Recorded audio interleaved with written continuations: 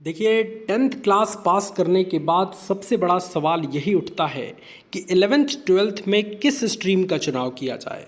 क्योंकि अगर आप एक अच्छे स्ट्रीम का चुनाव नहीं करते तो आप आगे जाके फंस सकते हैं और आपकी ज़िंदगी भी बर्बाद हो सकती है। अब अगर आप एक ऐसे स्टूडेंट हैं जिन्होंने अपने लिए स्ट्रीम का भी चुनाव कर लिया है कि मुझे साइंस स्ट्रीम से अपनी 11th 12th की तैयारी करनी है, तो आप इस वीडियो को लास्ट तक ज़रूर देखिएगा।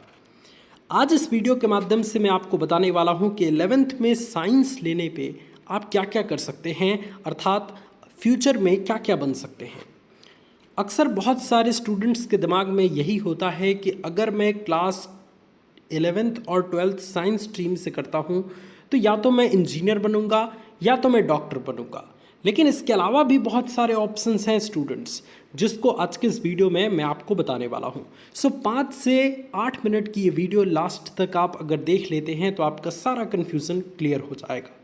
देखिए, सबसे पहले हम यहाँ पे स्टार्ट करते हैं कि अगर आप 11th में साइंस स्ट्रीम का चुनाव किए हैं तो आपको क्या करना चाहिए। देखिए, साइंस स्ट्रीम में भी दो चीज़ें होती हैं, एक तो पीसीएम और एक पीसीबी, अर्थात फिजिक्स केमिस्ट्री मैथ का आपने चुनाव किया है या फिजिक्स केमिस्ट्री बायोलॉजी का आपने चुनाव किया है।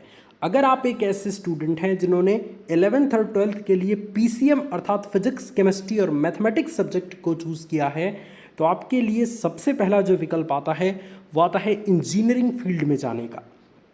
अर्थात या तो आप आईटीआई कोर्स कीजिए जो इंजीनियरिंग फील्ड का सबसे छोटा कोर्स है, जिसकी ड्यूरेशन काफ़ी कम होती है, जिसकी फ़ीस काफ़ी कम होती है और इस कोर्स को बहुत जल्दी करके आप एक ठीक ठाक जॉब पा सकते हैं, अर्थात 10 से 15 हज़ार वाली महीने की जॉब पा सकते हैं। इंजीनियरिंग फील्ड में जो दूसरा छोटा कोर्स आता है वो आता है पॉलिटेक्निक कोर्स। ये कोर्स 2 साल का नहीं 3 साल का होता है अगर आप 10वीं बाद इसको करते हैं तो 3 साल का आप पॉलिटेक्निक कोर्स करके आप इंजीनियरिंग फील्ड में जूनियर इंजीनियर बन जाते हैं और वहाँ से ठीक ठाक जॉब करके 15 से 20 हज़ार महीने की स्टार्टिंग में कमा सकते हैं। और इंजीनियरिंग फील्ड के सबसे बड़े कोर्सेज में आता है बीटेक कोर्स, अर्थात इंजीनियरिंग फील्ड में अगर आप सीनियर इंजीनियर बनना चाहते हैं तो आपको इंजीनियरिंग फील्ड में बीटेक कोर्स करना चाहिए।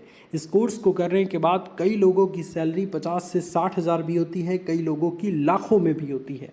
तो ये चीज़ आपको ध्यान रखना है। तो 11th साइंस स्ट्रीम वाले जो पीसीएम सब्जेक्ट के साथ पढ़ते हैं वो हमेशा यही फोकस करते हैं कि वो इंजीनियरिंग फील्ड में एंट्री लें।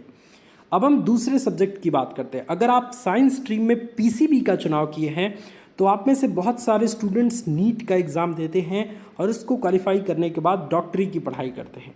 इसके अलावा आप मेडिकल फील्ड के कुछ छोटे कोर्सेज भी कर सकते हैं जैसे डी फार्मा। इसके अलावा भी बहुत सारे कोर्सेज होते हैं जो कम ड्यूरेशन के होते हैं, कम फीस में हो जाते हैं। अब सवाल ये उठता है कि सर अगर हमें इंजीनियरिंग फील्ड में नहीं जाना है, अगर हमें डॉक्टरी फील्ड में नहीं जाना है, तो अगर हमने 11th में साइंस स्ट्रीम का चुनाव किया है तो हमारे लिए क्या विकल्प है। तो देखिए, घबराने की बिल्कुल बात नहीं है। अगर आप आईआईटी या फिर पॉलिटेक्निक या फिर आईटीआई नहीं करना चाहते, अगर आप नीट या डी फार्मा या बी फार्मा नहीं करना चाहते तो कोई बात नहीं। आपके लिए जो सबसे पहला विकल्प आता है वो आता है होटल मैनेजमेंट कोर्स का। ये भी एक शानदार कोर्स है, इसके बारे में भी आप जानकारी इकट्ठी कीजिए।